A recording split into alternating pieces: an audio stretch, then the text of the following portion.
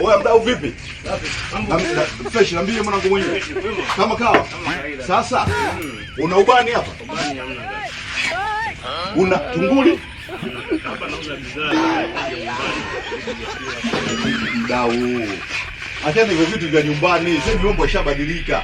Una nini vile? Wanahitaji marashirozi.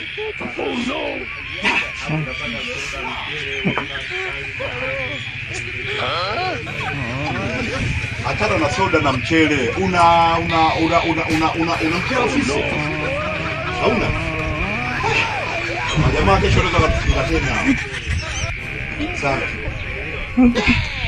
Jamaa, unajua mimi ninachotaka kufanya ni nini unajua? Nataka nisaidie kamati yetu ya ufundi. Mimi naona kamati yetu ya ufundi imelala sana.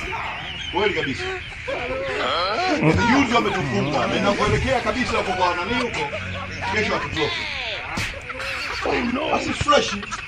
Kwa hiyo una hata mkia wa pweza hapa.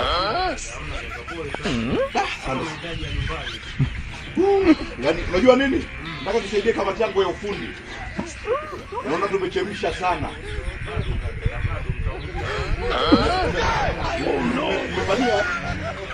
Umefanyia ile marafita hiyo. Haina noma.